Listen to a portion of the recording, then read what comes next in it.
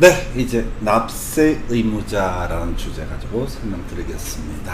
자, 재산세 매년 6월 1일 그 부동산을 보유하고 있는 사람, 일반적으로 소유자가 재산세 납세 의무자가 됩니다. 어느 해 6월 1일 날 토지에 관한 등기 명의이다, 건물에 관한 등기 명의이다, 주택에 대한 등기 명의이다. 그러면 그 사람은 기본적으로 재산세 납부할 의무가 있게 됩니다. 물론 이제 구체적인 재산세액이라고 하는 것은 지자체에서 그게 분리과세대상 토지냐, 별도합산 과세대상 토지냐, 종합합산 과세대상 토지냐, 별정이냐 아니냐, 뭐 이런 것들을 가지고 세율을 뭐 달정, 과세 비용을 따로 정하는 건 별개의 문제라고요. 자, 그래서 먼저 사실상 소유자라는 표현을 씁니다. 우리가 취득세에서 취득세 납세 의무자라고 하는 것은 사실상 취득한 자, 이렇게 정의를 했듯이, 그래서 사실상 소유자, 꼭 등기 명인이 아니라고 할지라도 사실상 그 부동산을 소유하고 있는 사람이 재산세 납세 의무자가 되게 됩니다. 세법의 기본 정신은 실질주의입니다. 형식상 누가 가지고 있고 없고 이게 중요한 게 아니라 실질적으로 누구 거냐라고 하는 것을 기준으로 해서 세금을 부과합니다. 토지도 마찬가지예요. 뭐가 마찬가지예요? 실제 토지 현상을 중심으로 검토합니다. 물론 공무원들이 다 확인할 수 없기 때문에 불분명한 경우 공부, 토지 대장이나 건축물 대장 등을 기준으로 판단할 수 있습니다. 사실상 소유자가 종류가 겁나 많습니다. 자, 그래서 먼저 지분권자, 바로 공유라는 개념이 되는 거죠.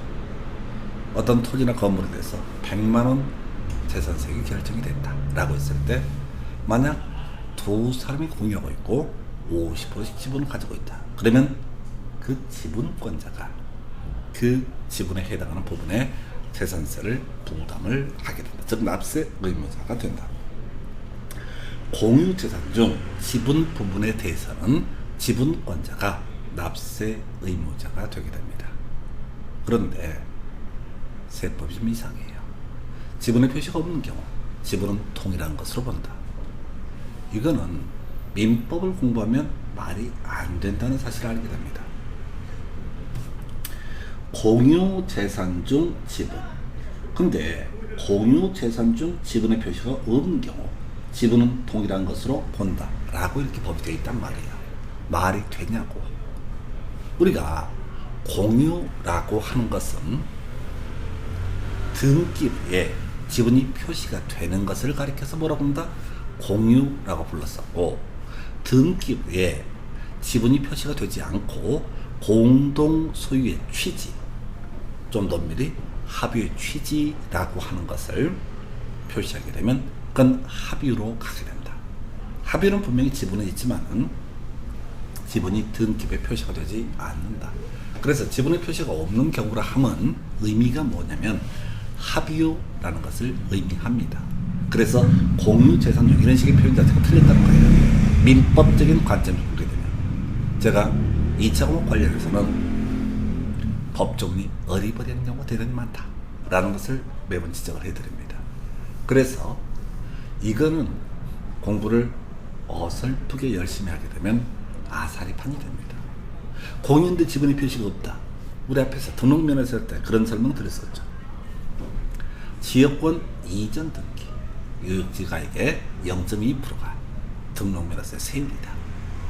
그래서 제가 블로그 봤다니까요. 어떤 블로그? 모지리가 잘못 가르치니까 어떻게 얘기해? 나는 오늘 알고 말았네요. 지역권도 예외적으로 이전이 될 수 있음을. 그 뭐냐면 세법생이 지역권을 모르니까, 의미를 정확히 모르니까 그 법조문을 가지고 억지로 설명을 한 거야. 그럼 수험생이 또 아냐고. 민법이 다 마스터가 된 사람이냐고. 그러니까 이제 지역권도 예외적으로 이전할 수 있다. 그럼 민법 시간에 지역권 이전할 수 있다. 혼자서 선생님이 민법석이 지역권 이전 안 됩니다, 양도 안 됩니다 라고 얘기해도 안 믿어. 아사리판이 되는 거예요. 지금까지는 제 광고였습니다. 그래서 이제 합의 같은 경우는, 의미가 합의 같은 경우는 지분 외부에 표시가 안 되기 때문에 물어볼 수는 없잖아요. 과세관청 공무원이 그 지분 표시 안 했는데 누가 몇만 그걸 어떻게 믿냐고. 그래서 이때는 지분 동일한 것을 본다. 안중에 제일 첫 번째 봤다. 두 번째 나오면 개쓰레기. 너무 힘든 지문이야. 주택의 건물과 부속 토지의 소유자가 다를 경우 그 주택에 대한 산출세액을 건물과 부속 토지의 시가 표준액 비율로 안분 계산한 부분에 대해서는 그 소유자가 바로 납세 의무자가 되게 된다. 이런 논리 구조예요. 뭐냐면 주택의 정의가 토지 플러스 건물이라고 했습니다. 근데 앞에서 주택에 대한 재산세에서 주택별로 재산세액을 결정한다라고 했었죠. 그러면서 했던 소리가 주택의 건물과 부속 토지 소유가 다를 때 그거 다 합쳐가지고 하나의 주택으로 봐서 재산세액을 결정한다라고 이렇게 했었단 말이에요. 그러면 재산세 고지서를 보낼 때는 어떻게 하는 거냐? 과세관청 공무원이 토지 가격 따로, 건물 가격 따로. 토지 가격이 건물 가격보다 뭐 예를 들어서 토지 가격이 100만 원, 건물 가격이 200만 원, 막 이렇게 한다고 치면은 재산세액이 만약에 10만 원 나왔다 하십시다. 그 중에 3분의 2는 건물 소유자에게, 3분의 2는 토지 소유자에게 재산세 고지서를 보내게 된다라는 의미예요. 그래서 이 문제가 상당히 어렵습니다. 시험에 거의 안 나와요. 그래서 제가 교재자고 할 때 얘를 뺐던 작년 같은 거 빼버렸어요. 너무 길어서 안 되니까. 잘 이해가 안 되면 마십시오. 나머지 잘하면 돼. 그럼 중요한 게 뭐냐? 일제 위탁자, 수탁자 명의로 등기 등록된 신탁재산은 위탁자가 납세 사실상 소유자가 되고 이 사람이 바로 납세 의무자가 되게 된다. 신탁이요, 학기론 할 때 공부하십니다. 등기법 할 때도 공부하십니다. 그리고 세법에서도 이슈가 되게 됩니다. 신탁의 개념 이런 식이죠. 갑소유 X 부동산에 대해서 을이라는 사람에게 이 사람이 맡아두는 사람, 수탁자, 맡기는 사람을 위탁자라고 부르죠. 학교는 얘기부터 한번 해볼까요? 우리가 부동산 개발론 영역에서 논의하는 것 중에 하나가 토지 소유자와 개발업자 공동으로 개발하는 형태를 지주 공동사업이라고 정의합니다. 지주 공동사업이 종류는 대단히 많은데 그 중에서 시험에 나오는 것은 수탁 방식과 신탁 방식 또는 위탁 방식과 수탁 방식, 신탁 방식 이렇게 정의를 해요.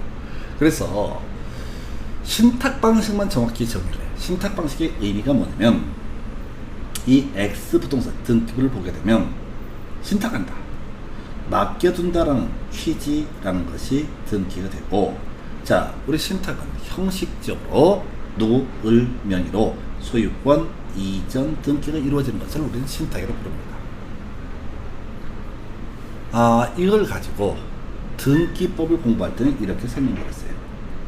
하, 합, 주 이렇게 설명을 드렸습니다. 신탁 등기와 수탁자 명의로 소유권 이전 등기라고 해서 일괄 신청을 하게 된다. 그럼 등기소의 등기관은 일괄 실행을 한다. 이걸 하나의 손이 번호라고 이렇게 외우셨고요. 한편 수탁자가 한 명이 아니라 여러 명이다 라고 할 때는 지분을 표시하지 않기 때문에 합의로 해석을 하게 된다. 한편 이 수탁자가 이 부동산을 처분할 수도 있거든요. 근데 그 처분을 수탁자한테 넘긴다. 이걸 신탁재산을 고유재산으로 바꾼다고 평가를 합니다. 이때는 소유권을 목적으로 하는 등기이기 때문에 어떻다? 주등기로 처리를 하게 된다.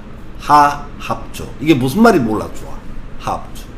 여기까지가 등기법과 학기론 얘기였어. 수탁자 명의로 등기 등록된 신탁재산에 대해서 재산세 납세 의무자는 위탁자가 되게 됩니다. 그래서 등기 명의인이 아니라 누가 실소유자가 재산세 납세 의무자가 되게 됩니다. 이게 한 7, 8년 전은 뭐라고 되어 있었냐면 수탁자라고 되어 있었어요. 그도 뭐 그럴싸하게 느껴져. 근데 법을 바꿔서 이제 위탁조로 현지가 한 7, 8년 됐습니다. 그래서 이게 계속 헷갈려. 그래서 세법에서는 누가 실소유자, 사실상 소유자가 납세 의무자가 되게 된다. 이렇게 해석을 하게 되는 것이죠. 그래서 중요 출제 포인트 위탁자라고 하는 것이 출제 쟁점이 됩니다. 이게 어려운 이유가 지금 등기법 얘기를 제가 일부 지적을 해드렸는데 이런 거 알아야 돼. 그래야지 이 내용의 의미를 소화하실 수가 있어요. 그래서 출제 쟁점이 되는 겁니다. 세법을 출제한 출제위원들 보시기에 어려운 게 뭐냐? 신탁이거든. 여러분들도 제가 일부러 학개론과 등기법과 지금 세법까지 같이 묶어서 얘기를 하니까 뭐 그런가 보다 이렇게 가는 거지. 이게 개별 과목 선생님들이 세법 선생님이 뭘 신탁을 어떻게 하냐고 모르지. 몰랐나? 모르는 게 정상이에요. 꼭 알 필요도 없어. 그래서 포인트를 여기다 주는 거예요. 자, 그래서 3개 보셨고요. 또 추가해서 보겠습니다. 사실상 소유자 중에서 공부상 소유자라고 하는 것이 있습니다. 이건 약간 의미가 다르죠. 원래 사실상 소유자가 납세 의무자인데 사실상 소유자가 알 수가 없어. 누군지. 과세관청 공무원 입장에서. 그때는 공부상 소유자가 납세 의무자가 되게 됩니다. 가볼까요? 매매 등의 사유로 인해서 소유권이 변동이 됐습니다. 근데 신고를 하지 아니해서 사실상의 소유자를 알 수 없는데 갑소유에 X 부동산에 대해서 을과 매매 계약이 체결됐습니다. 그러면 우리는 을이 소유권을 취득을 하기 위해서는 을 명의로 소유권 이전 등기가 넘어가야지 어떻다? 이때 을은 소유권 취득합니다. 그래서 이게 문맥을 보면 말이 안 돼. 매매 등의 사유로 소유권이 변동된 후 신고를 하지 않아서 매매 등의 사유에서는 등기 안 하면 소유권 취득 못 하는 거야. 근데 세법을 만드는 사람들은 세금을 누구한테 받을 거냐 이걸 결정하기 때문에 말이 안 되는 소리를 막 짓거리고 있는 거야. 그래서 여러분들이 어설프게 공부를 열심히 하게 되면 이 말도 안 되는 사연을 가지고 막 외워. 그러니까 골치 아픈 거지. 그래서 사실상의 소유자를 알 수 없는데 굳이 해석하면 이런 식입니다. 지금 5월 1일날 갑거을사의 매매계약이 이루어졌습니다. 6월 1일 현재 소유하고 있는 사람이 납세 의무자가 될 텐데 그럼 아직 6월 1일날 등기가 안 된 상태야. 그러면 세금을 누구한테 매기는 거냐? 지자체 입장에서는 세금 뜯어내는 게 목적이지. 예, 그래서 어떻게 한다고요? 공부상 소유자 등기 명의인한테 재산세를 부과를 하게 됩니다. 그래서 실무에 있어서는 그런 경우 있어요. 5월 달이나 4월 중순에 매매 계약이 체결이 되게 되면은 법을 잘 아는 분은 어떻게 처리한다고요? 내가 매도인이다. 그러면 5월 31일까지 등기를 넘겨버리는 거예요. 법 잘 모르는 사람은 5월 31일의 의미도 이해를 못하고 아이고 등기를 빨리 넘겨주시네 이렇게 단순하게 생각해요. 그리고 나서 알게 되지. 재산세 때려맞게 되는구나. 그렇다 치고 이 긴 문장을 여러분들이 외우려면 머리가 터집니다. 말도 안 되기 때문에. 그래서 이제 대가리 따서 외우십니다.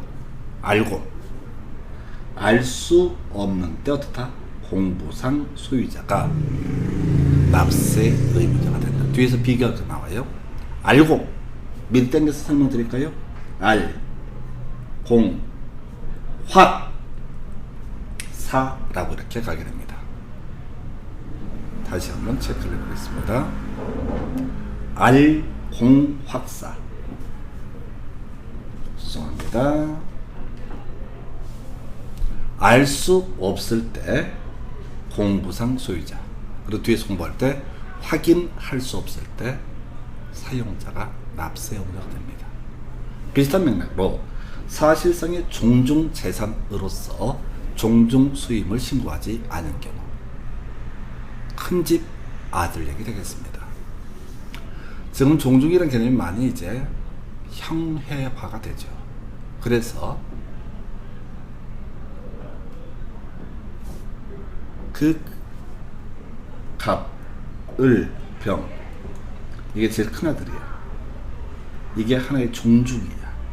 근데 우리가 이제 등기법을 보다 보면 법인 아닌 사람 명의로 등기할 수 있습니다. 만약에 이들이 전주시 충무공파다 라고 전제가 되게 되면 전주시 충무공파 소유라고 어떤 부동산을 등기할 수가 있습니다. 그런데 실질적으로 보게 되면 종중의 재산임에도 불구하고 큰집 아들 또 뭐 정이라는 큰집 아들 이런 식으로 등기가 넘어가는 사례가 있게 돼요. 이런 경우 사실상의 종중 재산이지만 등기부에 나타나지 않기 때문에 과세관청에서는 세금 낼 놈을 찾아낼 수 없습니다. 그때는 공부상 소유자가 재산세 납세 의무자가 되게 된다. 이렇게 가는 거예요. 일단은 알 수 없는데 공부상 소유자, 줄여서 알공 이렇게 기억을 해 주셔야 됩니다. 그 다음 주된 상속자 가끔 출제 이슈되죠. 자, 우리가 피상속인 돌아가신 분이죠. 피 흘리고 돌아가시는 피상속인이에요. 여러분들 공부하실 때 상속인하고 피상속이 겁나 헷갈려. 제가 그랬으니까. 상속인은 살아남은 사람, 돌아가신 분은 피상속인. 그러면 우리가 민법 187조 법률 규정에 따른 부동산 물권 변동이라고 해서 등기하지 않더라도 피상속인이 사망한 때 물권 변동 효력이 발생되게 됩니다. 다만 상속인이 그 부동산을 처분하기 위해서는 등기해야지 처분을 할 수 있습니다. 그래서 등기법상은 상속을 원인으로 하는 소유권 이전 등기라고 하는 것은 단독 신청 대상이 됩니다. 피상속인, 피 흘리고 돌아가셨기 때문에 등기소에 갈 수가 없거든. 그렇다 치고 상속 등기를 안 했습니다. 상속이 개시된 재산 중이라는 표현, 피상속인 돌아가셨던 얘기입니다. 그런데 상속 등기가 이행되지 않고 사실상의 소유자를 신고하지 않은 경우, 즉 과세관청에서 사실상의 소유자를 알 수 없는 경우, 이때는 어떻게 되는 거냐?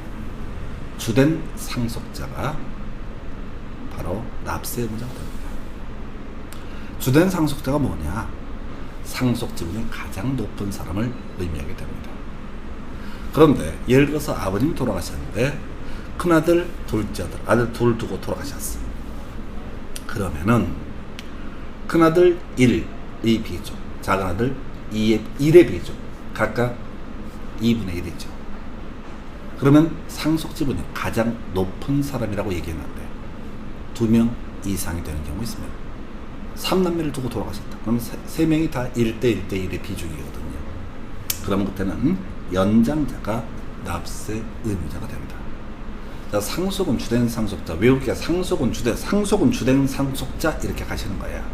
근데 어려운 것이 주된 상속자의 정의를 물어봐요. 주된 상속자는 원칙적으로 상속 지분의 가장 높은 사람을 의미하고, 만약 2명 이상이다 라고 하면 연장자가 납세 의무자, 재산세 납세 의무자가 되게 됩니다. 상속도 중요 이슈, 위탁자 중요 이슈. 알 수 없을 때 공부상 소유자 겁나 중요해요. 매수계약자. 자, 국가지자체와 재산세 과세 대상 재산을 연부로 매매계약을 체결하고 그 재산의 사용권을 무상으로 받은 경우라고 하는 것 나와 있죠. 앞에서 재산세 과세 대상했을 때 유사공제 전대중 할 때 미리 사용하는 경우 뭐 이런 거 있었잖아요. 바로 이겁니다. 연부로 매매계약을 체결하고 아직 할부금을 다 내지 않아서 등기를 넘겨받지는 않았지만은 사용권을 무상으로 받고 있다 라고 한다면 아직은 등기 명의는 아님에도 불구하고 그 매수 계약자가 바로 재산세 납세 의무자가 됩니다. 비슷한 맥락. 국가지자체가 선수권 받아서 조성한 매매형 토지로서 사실상 조성이 완료된 토지 사용권을 무상으로 받은 경우, 이 사용권을 무상으로 받았다라면 이렇게 국가지자체와 매매계약을 체결한 사람, 매수계약자가 재산세, 납세 의무자. 시험 문제 보세요. 매도 계약자 있다고 장난쳐. 선수금이요? 공법에서 공부했던 개념입니다. 별로 중요하지 않다고 설명드리긴 했습니다. 바로 도시개발법, 수용 방식에 따른 도시개발 사업을 시행함에 있어서 국가지자체라고 하는 사람은 아직 조성이 다 완료가 안 됐음에도 불구하고, 즉 준공검사 등이 이루어지지 않았음에도 불구하고 도시개발 사업에 든 비용 등에 충당하기 위해서 미리 분양을 할 수 있습니다. 미리 받는 돈을 갑을, 이건 개인 간에 하는 얘기고, 선수금이라는 용어를 쓰게 됩니다. 돈 미리 받았습니다. 그 얘기는 나중에 완성이 되면 선수금을 낸 사람에게 소유권 이전 등을 촉탁을 하게 될 겁니다. 그런데 등기를 해줄 수 없는 상황, 아직 준공업사가 없기 때문에, 근데 사실상 조성이 완료가 됐고 사용권을 미리 줘버렸다. 그 등기를 넘겨줄게, 미리 쓰고 있어. 그러면 이렇게 사기로 매수계약자가 재산세, 납세 의무자가 되게 됩니다. 매수계약자라고 하는 거. 그 다음 시행자. 이것도 도시개발법, 정비법이랑 관련되어 있습니다. 우리가 이제 도시개발사업은 수용 방식, 이게 선수금이라는 개념과 연계가 되어 있고, 도시개발사업은 환지 방식, 땅으로 배분해주는 방식으로도 시행을 할 수 있습니다. 한편 사업 시행자 몫으로 빼놓은 땅, 아직은 등기가 안 됐지만 앞으로 사업이 완료가 되면 시행자 몫으로 빼놓은 땅을 채비지라고 부르게 됩니다. 한편 보유지는 채비지를 포함을 해서 일반에게 분양하지 않는 토지를 가리켜서 보류지라고 정의를 하게 됩니다. 그래서 도시개발사업 환지 방식, 채비지, 보류지에 대해서는 채비지는 당연히 사업 시행자 몫의 땅이 될 것이니까 채비지에 대해서 재산세, 납세 의무자는 사업 시행자가 될 테고, 보류지도 아직은 특정이 안 된 상태거든요. 예, 그래서 사업 시행자가 납세 의무자가 됩니다. 조금만 살을 붙여볼까요? 우리가 정비법이라고 하는 데서는 주거 환경 개선 사업, 재개발, 재건축 총 세 가지로 대별하죠. 주거 환경 개선 사업이라고 하는 거, 사업 시행 방식, 환지 방식, 수용 방식, 관리 처분의 방식 등 겁나 많습니다. 재건축 사업은요, 관리 처분 방식 하나밖에 없습니다. 절대 재건축에서는 환지 방식을 채택할 수 없습니다. 그게 출제 포인트라고 했어요.